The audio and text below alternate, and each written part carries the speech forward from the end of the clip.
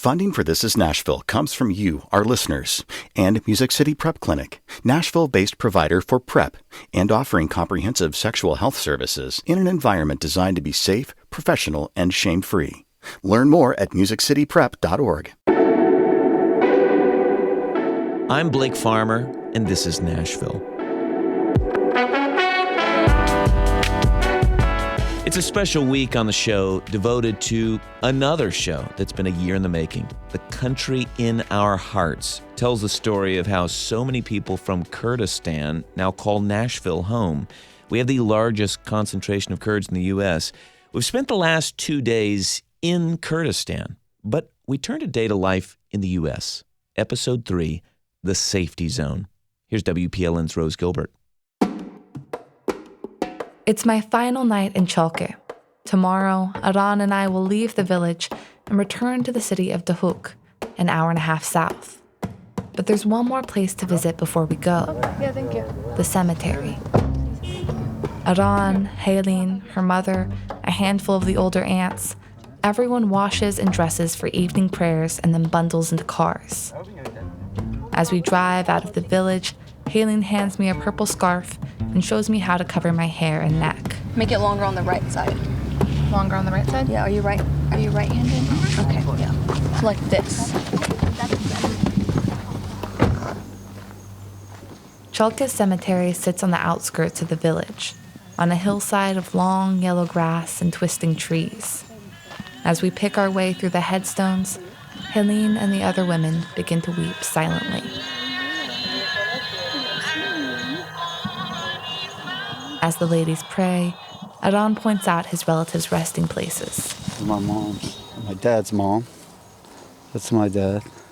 Some, he says, died in America, but had their bodies sent back to be buried in Chalke. It's my uncle's wife. That's his sister right above him. So this whole area. This is her mom.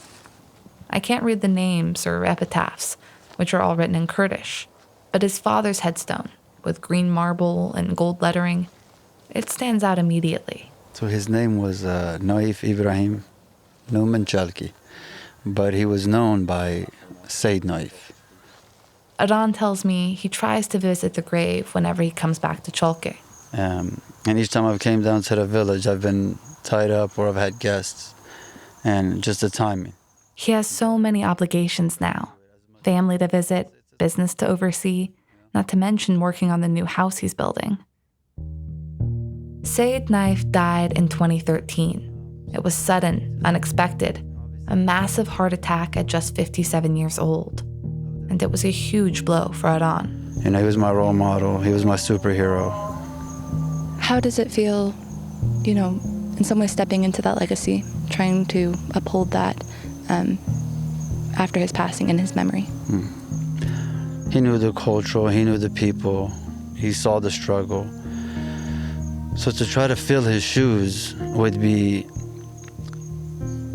I won't say a burden, but a heavy load to carry. I can tell from my time with Aran that his father follows him everywhere.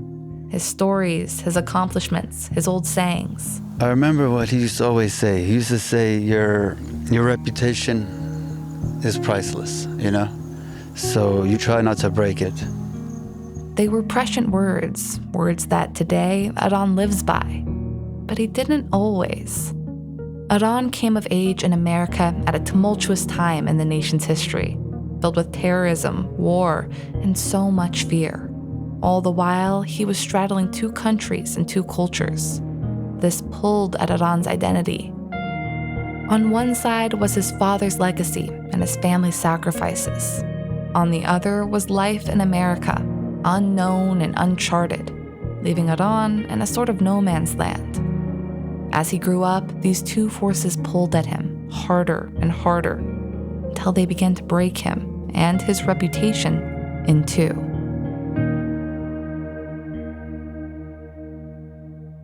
I'm Rose Gilbert, and from Nashville Public Radio, you're listening to The Country in Our Hearts.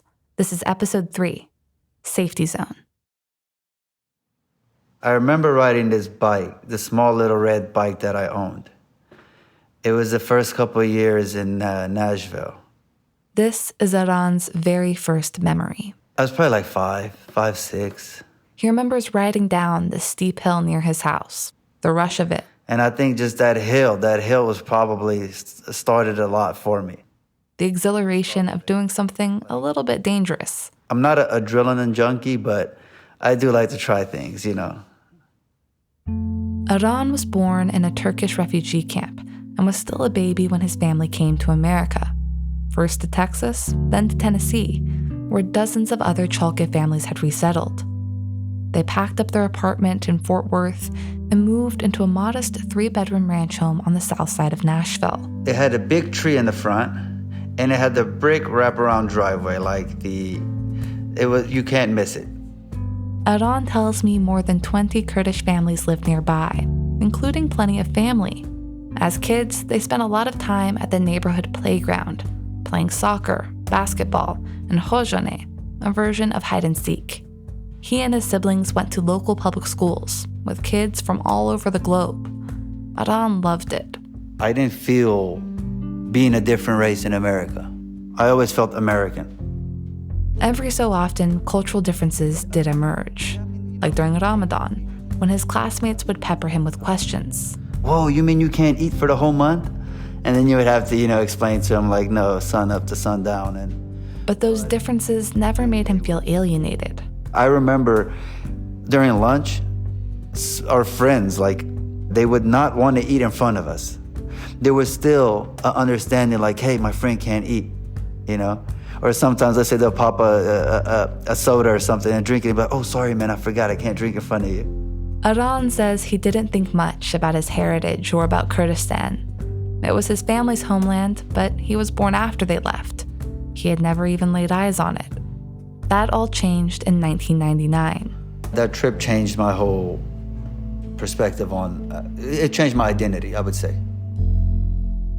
When he was about 9 years old, Aran flew to Turkey with his mother and brother.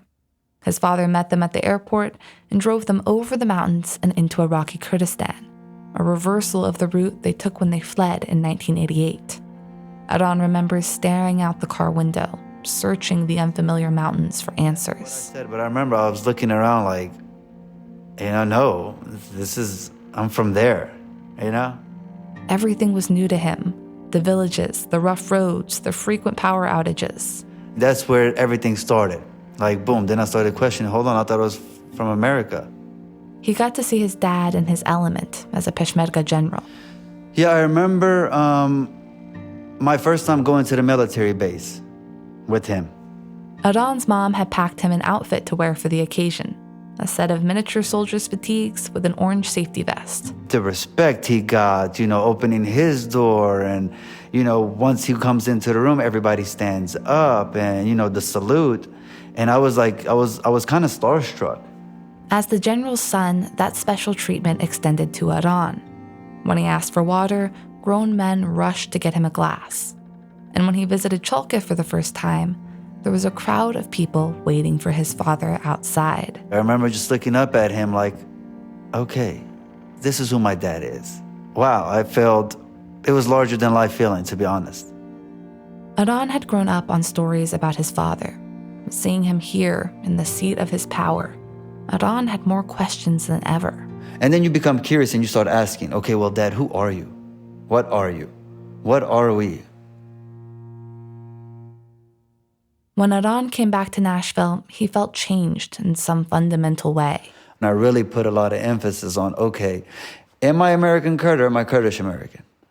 Kurdistan was no longer some abstract place. It was his heritage, his homeland, a place where his family was celebrated. Maybe I'm not your regular kid here, Maybe I am blessed with something. You're Aran here, and there you're the general's son. Exactly. He came home to Nashville with this new, burning interest in all things Kurdish. At lunch, he told his school friends about Halabja and Saddam Hussein and his father, the general. He was American, but he wasn't only American. Then it happened. We heard this loud thunder. We looked up, and half of the building was actually coming down like dominoes, and it just fell over to the left, and that was it. September 11th, 2001. People still jumping out the windows right there. Still jumping out. Jumping out. There are people jumping out the window. Adon was 11 years old. I was in school. I remember the teacher's name, Mr. Chappelle. And I remember it happening and everything stopped and him turning on the TV.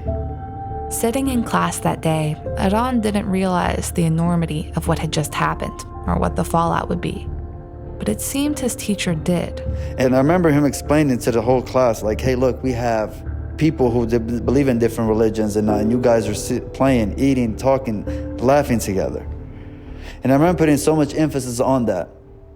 I remember that day very, very vividly. Nearly 3,000 people died in the attacks on September 11th. Thousands more were injured. And in that moment, a connection was formed in the minds of millions of Americans between Islam and terrorism. After class, Adon says the teacher, Mr. Chappelle, pulled him and the other Muslim students aside to assure them he had their back.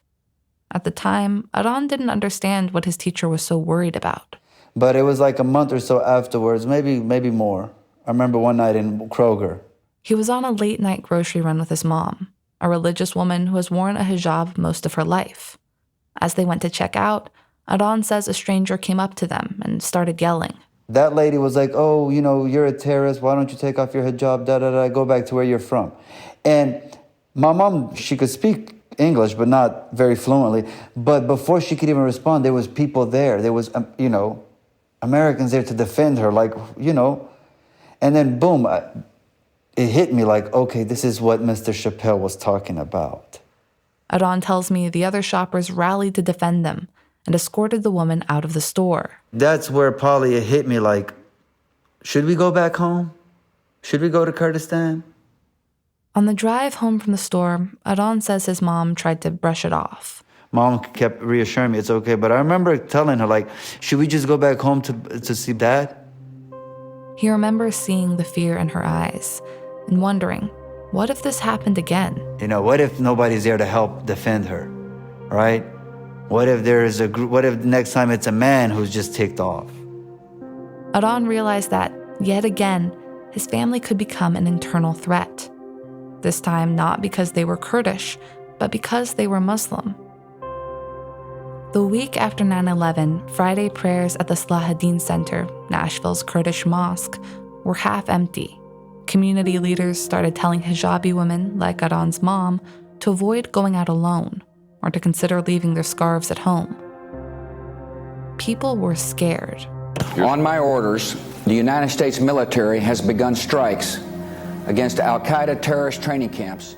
Less than a month after the attacks, the United States embarked on a war in Afghanistan. Today we focus on Afghanistan, but the battle is broader. A little over a year later, America turned its attention to Saddam Hussein and that now infamous phrase, weapons of mass destruction. Atomic weapons of mass destruction. About weapons of mass destruction. Weapons of mass destruction. Developing weapons of mass destruction. Simply stated, there is no doubt that Saddam Hussein now has weapons of mass destruction. In February 2003, Secretary of State Colin Powell went before the United Nations Security Council to make the case for war on Iraq and Saddam Hussein. Most damning of all, his utter contempt for human life. In that speech, he cited his crimes against the Kurds, Halabja, Al-Anfal. Saddam Hussein's use of mustard and nerve gas against the Kurds in 1988. 1988 was one of the 20th century's most horrible atrocities. And then he claimed that Iraq was harboring terrorists linked to the 9/11 attacks. My colleagues, every statement I make today is backed up by sources, solid sources. And, as we know, he said Saddam Hussein was hiding weapons of mass destruction. These are not assertions. What we're giving you are facts and conclusions based on solid intelligence. We know now that intelligence never materialized. There were no WMDs, no real connection between Saddam and al-Qaeda. But regardless, the U.S. barreled toward war, a war that many Americans and the world didn't want.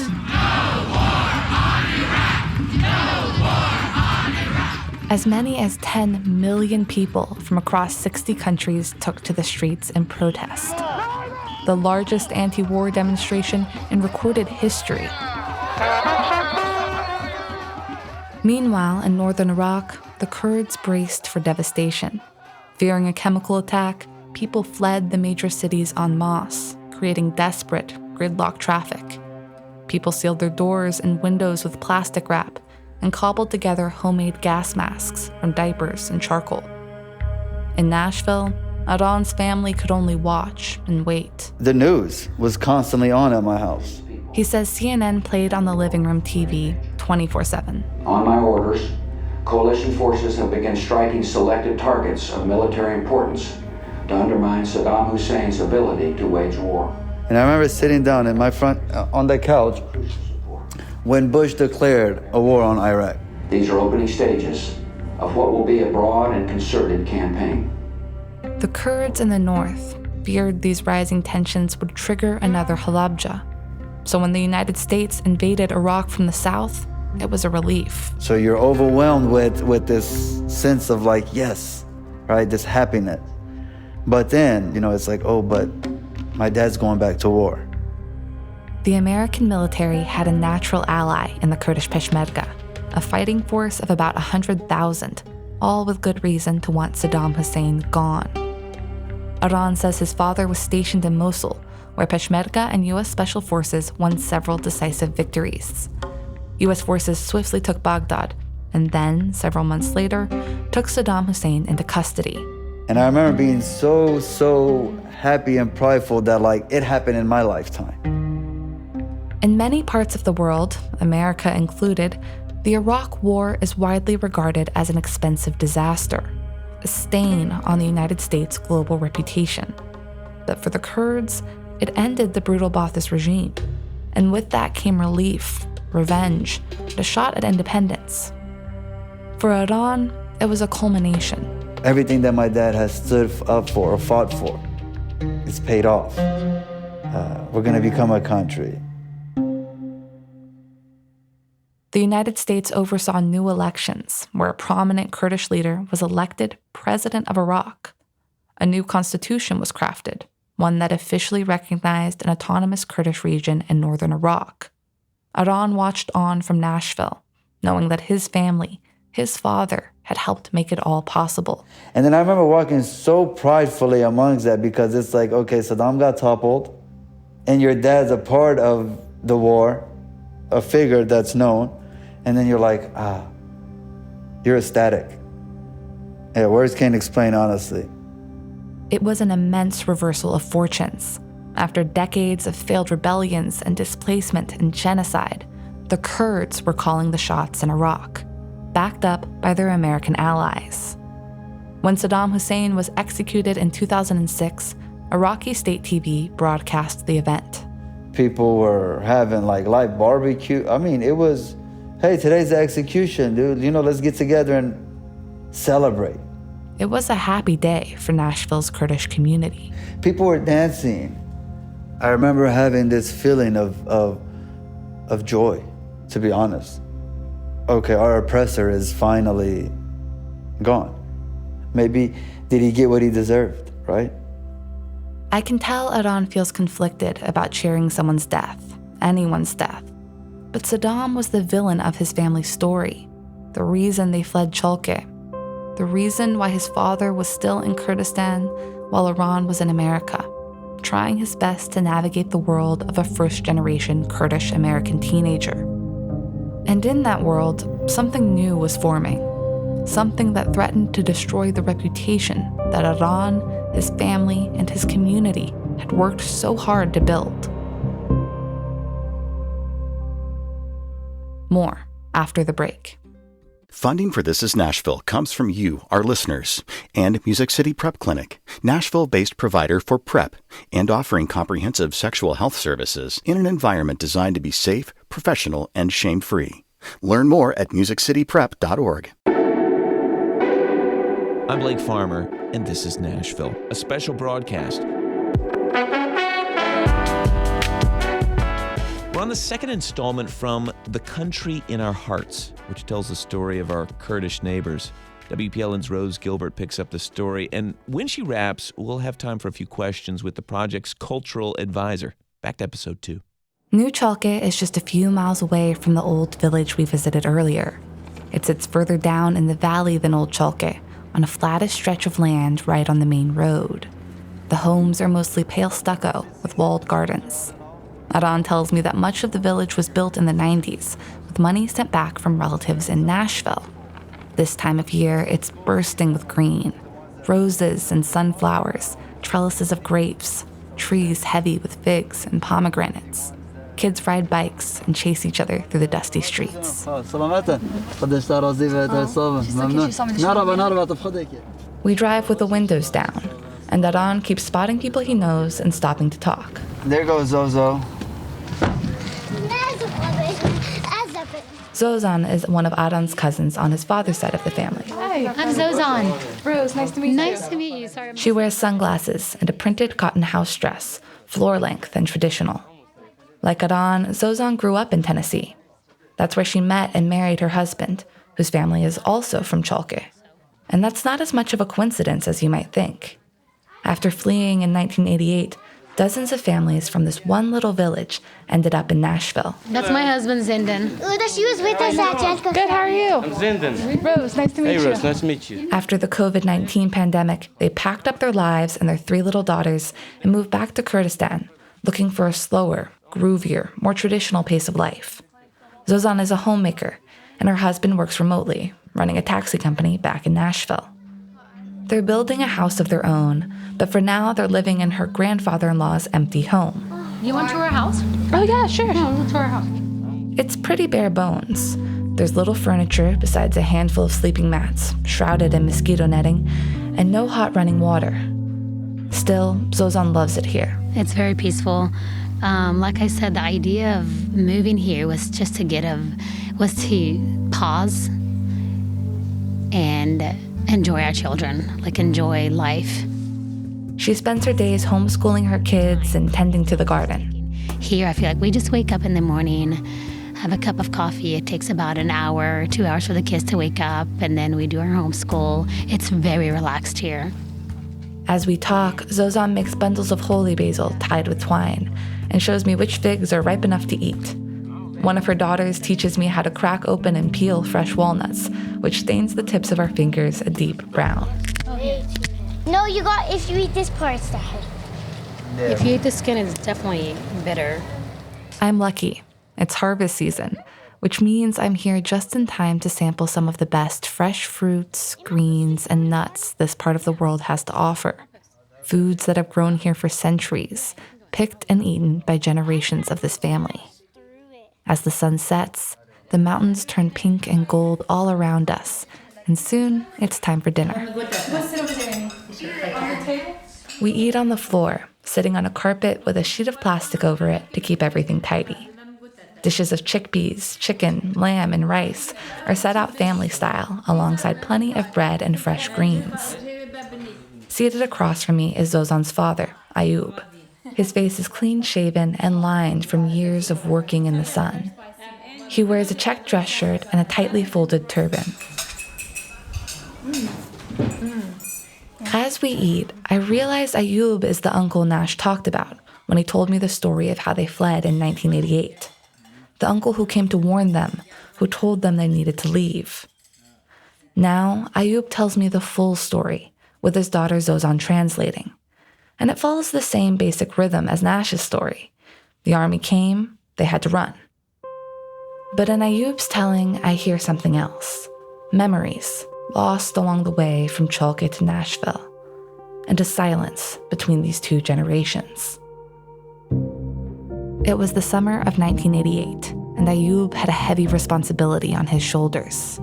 He was the eldest of 3 brothers. The other 2, including Adon's father, were away, fighting for the Peshmerga. So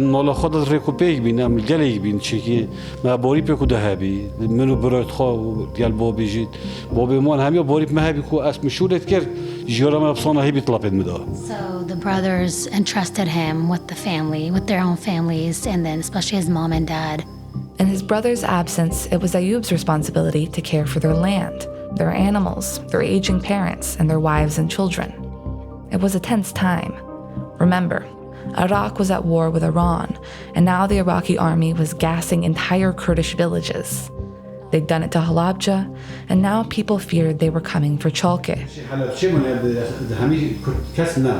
So when they heard the news of Halabja, shortly after, a month after, 2 months after, everyone started fleeing. There was no, if you had a way, you would leave. Ayub and his family hung on for weeks after everyone else was gone. Then, one summer morning, Ayub was climbing a mountain outside the village when he saw them. Oh wow, all the way from over there, Chelkaseri. So he saw from binocular how many soldiers were lined up here. There was tanks, soldiers, all preparing to come that way towards the Chalke village. The Iraqi army had set up camp here, on the stretch of land where we were now sitting. So from this whole section, there was no homes here then. So it was all tents lined up and then their tanks. A few soldiers spotted him looking and called out to him.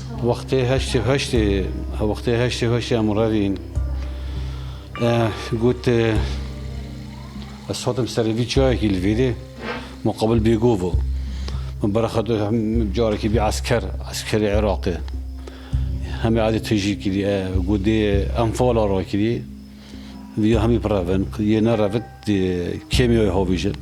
They yelled, there's an anfal, so if you do not leave your towns, you will be gassed. Chemical gases. Ayub went back to Chalke and gathered everyone as quickly as he could. This is the part Nash told me about. Okay, so so they started walking by foot with children. His two parents, and they were both of old age, mother and father. The children were, God, I was 3 years old, Dad. Assis albim. Hashti.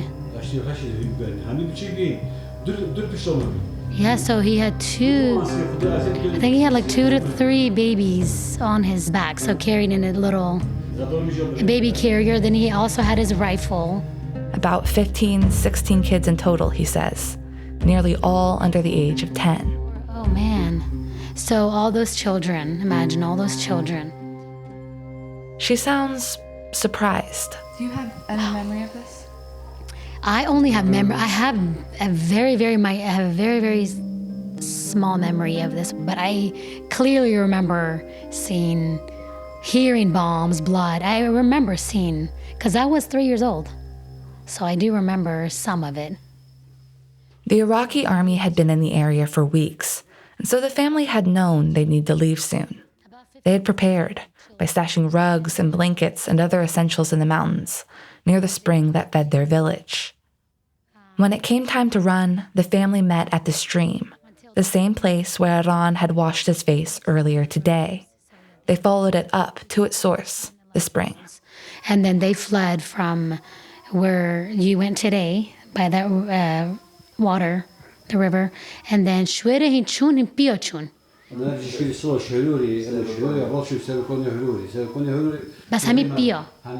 So they went all by foot. So he'll take you there tomorrow.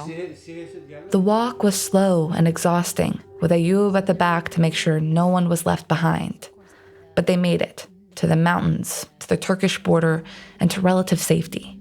They camped there overnight. In the morning, they woke to the sound of explosions echoing through the mountains. The Iraqi army had started bombing neighboring villages with chemical weapons. Once they left, once they heard the bombs, there was no turning back. Ayub begins to tell the next part of the story. I turn to Zozan to translate, but find her staring at her father, her eyes suddenly full of tears. So he had said, so this is emotional for me. So my nov jashara, what chinagutawa?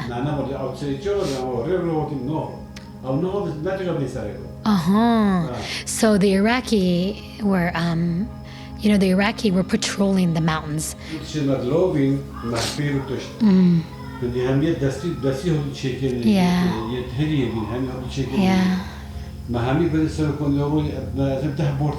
Oh, wow. So the heart thought one bottle. So mind you, a couple of nights before they fled, my dad knew. He said, we knew that we would never come back here. When they fled, Ayub's wife realized they had left behind something important, a hand-carved cradle. So he and a friend took a mule and snuck back down through the mountains to Chalke. So he had to come back for the cradle, and then while he was here, he said there was some food, some crops that he had taken for the family.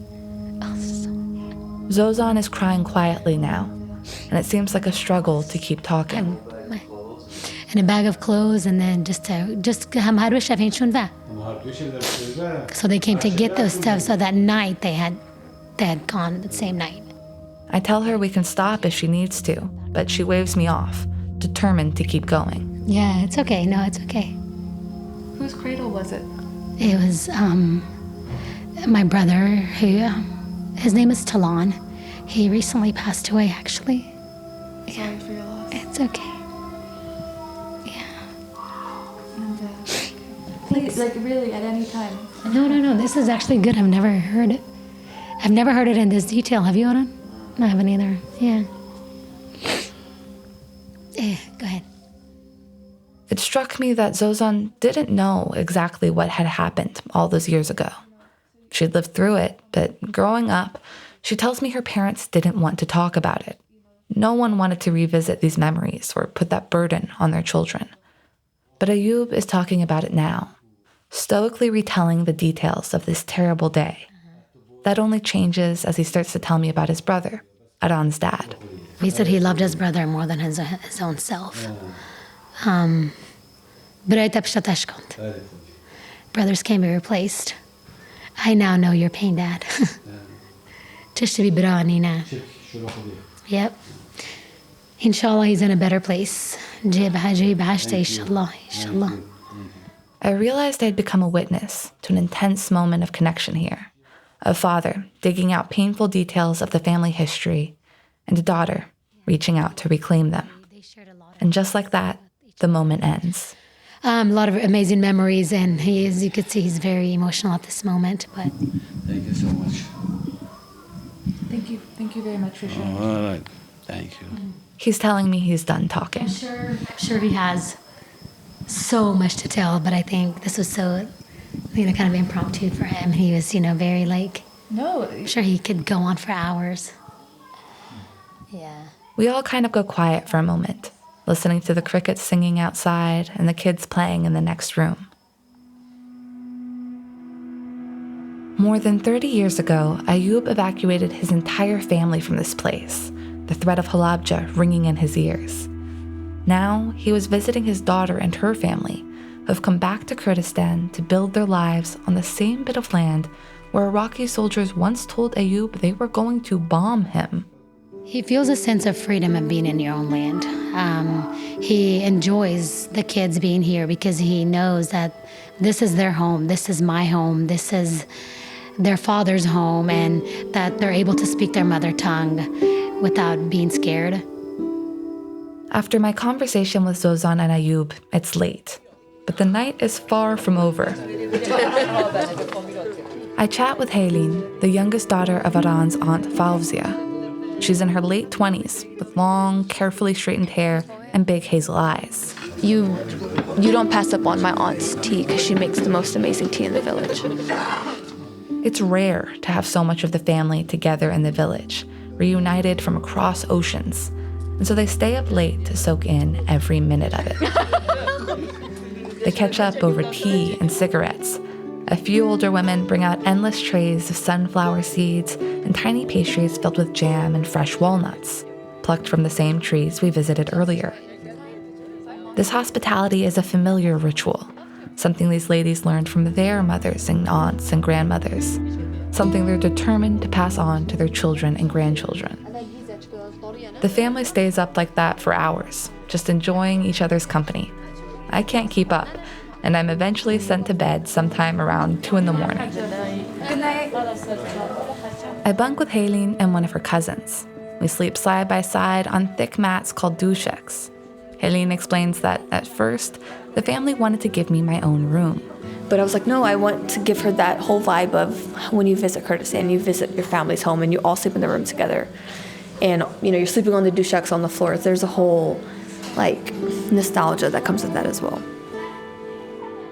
Chalke is a place for nostalgia, a touchstone for this family and so many others. A place people travel across oceans to get back to where they can touch the land, eat the fruits, sleep side by side on dushaks. Small rituals that piece together what was destroyed so many years ago. The house finally falls silent, except for the sound of crickets and jackals outside. I fall asleep thinking of guns and cradles and pomegranates.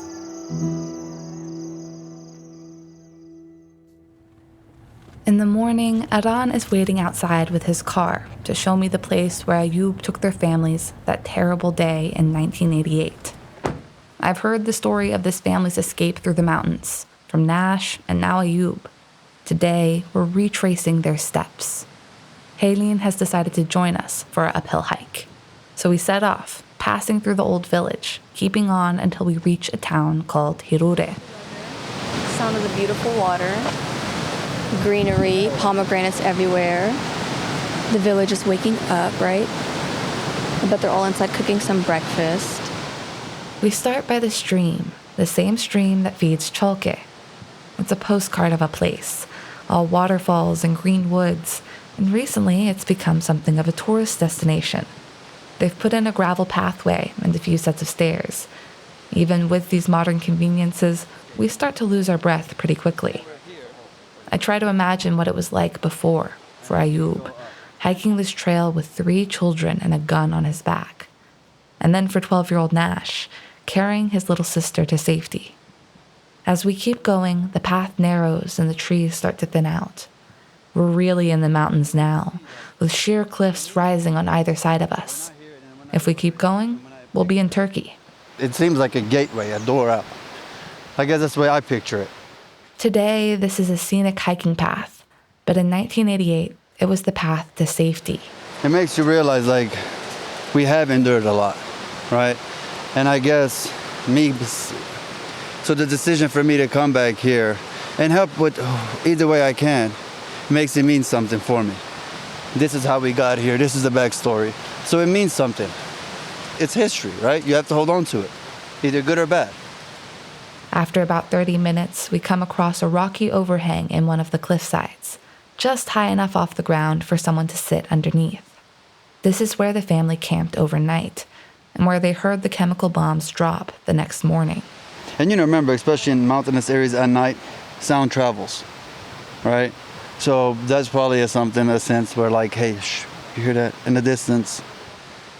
Just a few steps later, we're there, the source of the stream, the place the families met before crossing the border to Turkey. This is where the path ends. Haleen and I leave our shoes on the side and dip our tired feet in the ice-cold water. The same water that flows down to Old Chalke, to the new village where Zozan and her family live. At one point, a herd of sheep and goats appear from the mountains, along with their shepherd, an older man who wears a Kurdish suit and a baseball cap. He stops to talk to Aran, asking him what tribe he's from and who his parents are. Sure enough, he knows the family, which Haleen says is pretty typical. Everyone knowing everyone. That was how life was for her parents' generation here. You just have to understand they grew up together in all aspects of their life. They were in the villages together, they washed their clothes together, they showered together, they went to get milk together. And then the war came and they ran for their lives together. They had to survive together with their kids on their back. And then they're in this refugee camp, and it's sad times, but they're together. And then when we were refugees to America, that's, again, together. It's all about the togetherness for them. Again, they had to survive, as Kurds always do. They survived and came to Nashville, Tennessee. But Nashville is a lot bigger than Chalke. You can't know everyone there. That togetherness was splintered irreversibly when these families fled. It's something they come back here, to Kurdistan, to try and reclaim by visiting their old orchards and staying up all night talking. It's why Haleen and Fawzia and Ayub come here all the way from Nashville. It's the reason why the cousins who work and go to school in Zaho or Duhok still live here during summers and on weekends. It's why Aran is building a home of his own here, on top of a hill on the outskirts of the new village. It's still a work in progress, but I can already tell it will stick out as impressive. 2 stories tall, with big terraces, a swimming pool, and sweeping views of the valley. Aran shows me around the garden, which is dotted with frail, freshly planted saplings, pomegranate trees that Aran brought all the way from Halabja. I ask him why he's building this house. After all, he spends a lot of his time in the city or on the road, and he already has relatives he can stay with when he wants to visit the village. It's home. You know, at the end of the day, like, whoever comes back, my whole family's in the West, obviously. But whenever they come, they like to be close to here. And it's like, I guess to keep my family's, I won't say just say legacy, but to keep, you know, my father's home, his door open. Preserving his family's legacy in Chalke, keeping his father's door open. This is the responsibility that Aran has taken on by coming back to Kurdistan, a responsibility he's fulfilling by building this monument of a home on a hill.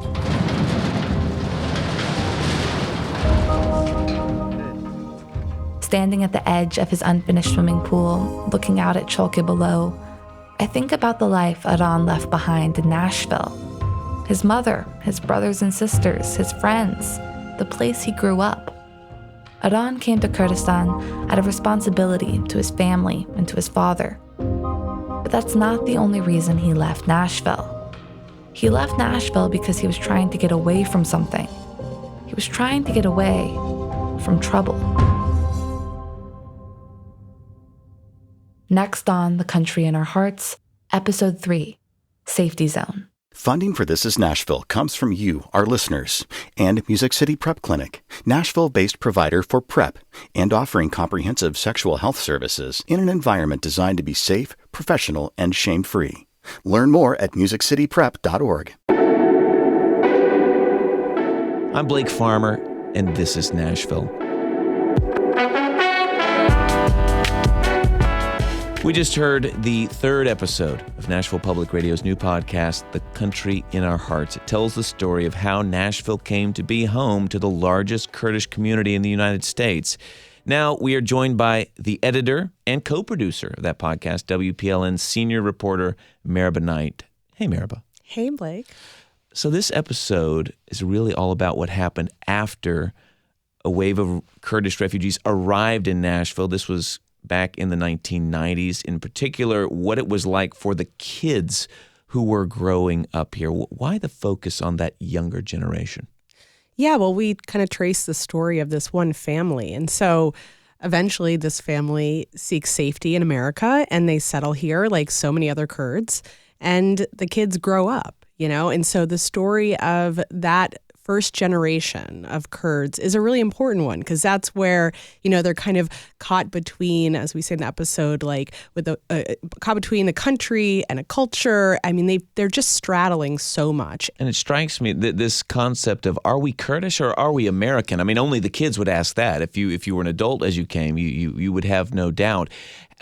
How did they discover their, you know, Kurdishness while they were growing up in American schools here? Yeah, I mean, I think like a lot of first-generation immigrants, like they go through that navigation of you know, what am I? Who am I? Am I what came before? Am I what I am now? What's the future of us? And so we really wrestle with that with one individual character. And, you know, his name is Aran, as you heard, and he has a great experience in the public schools.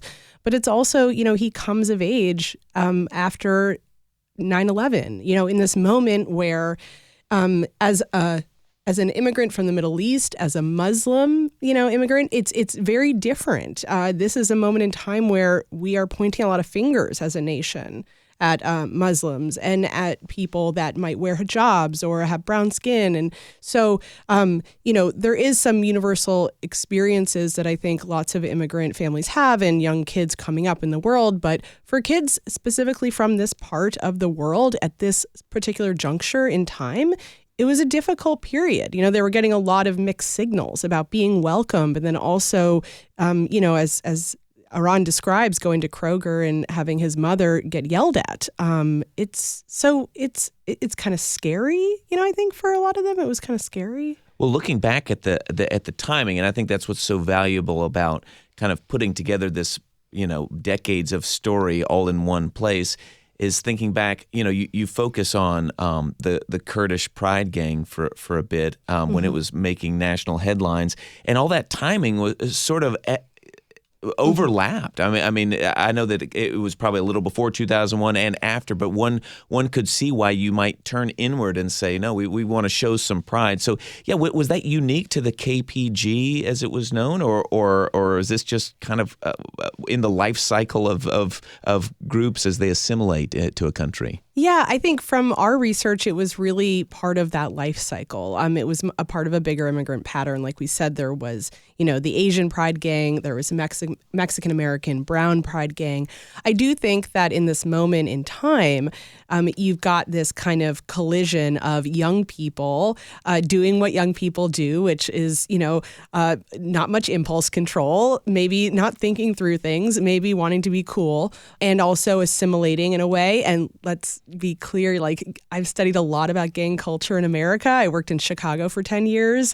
You know, Al Capone to the Gangster Disciples to the KPG. Like, this is an American thing. When did the sort of criminal activity sort of go away? I mean, in my mind, I haven't heard about the Kurdish Pride Gang in, I don't know, 10 plus years maybe. Yeah. I mean, it really just kind of vaporized. I mean, it really was kind of this blip, this moment. And I think what you see is that maybe some of that criminal behavior was not necessarily like, we're part of a gang. It was like, there's just bad apples, you know, like there's just people that are making poor choices.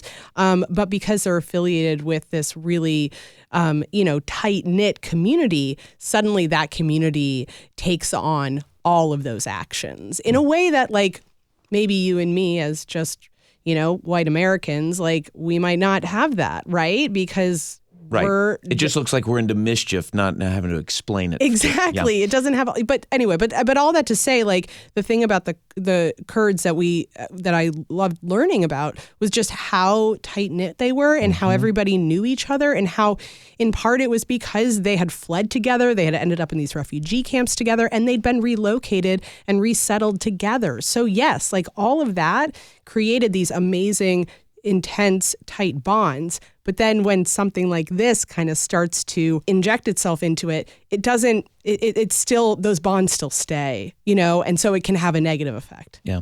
I recall, though, I think this was this when police chief was Ronald Surpass?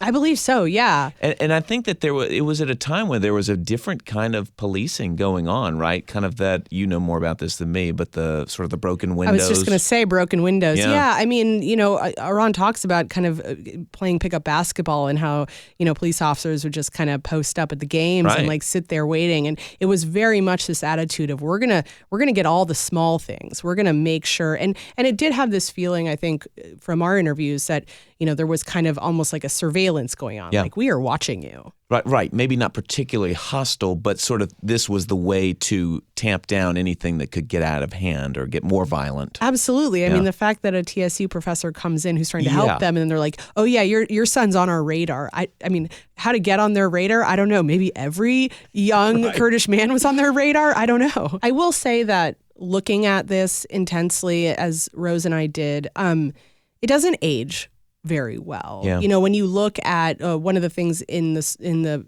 episode is about this lawsuit, you know, that was this first of its kind. I had forgotten about it. Yeah, the Metro lawsuit that they, you know, this big lawsuit that they filed against the Kurdish Pride Gang as a nuisance. And when you look at the list of like allegations, I mean, yes, there is very serious stuff in there, but it just is like, so much of it is like this piddly little thing.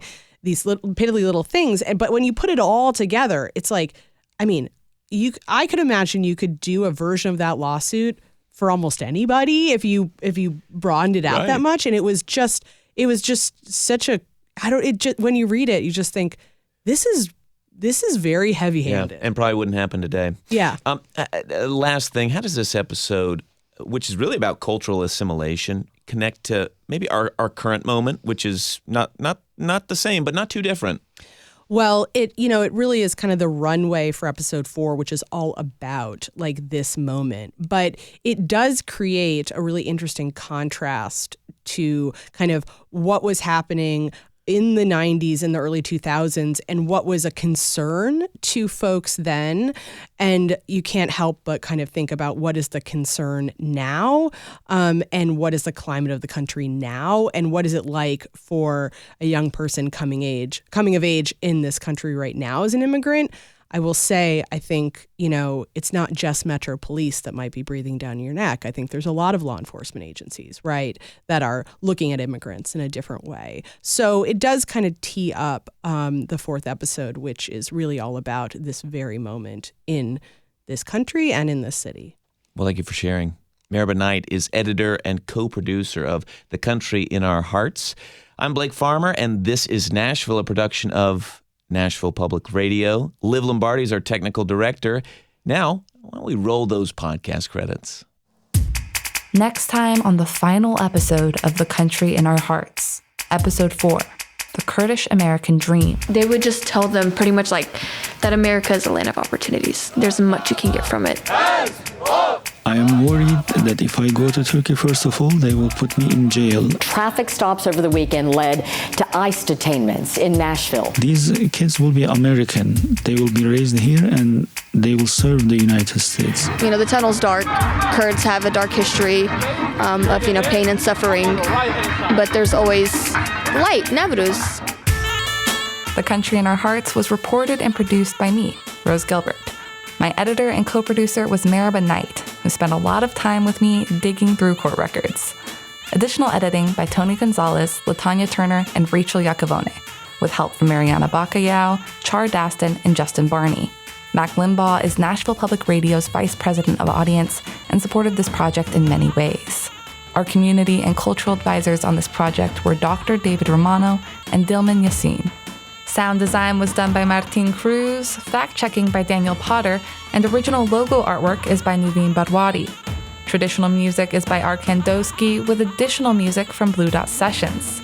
Special thanks to Paul McAdoo, Jennifer Nelson, and Samantha Max.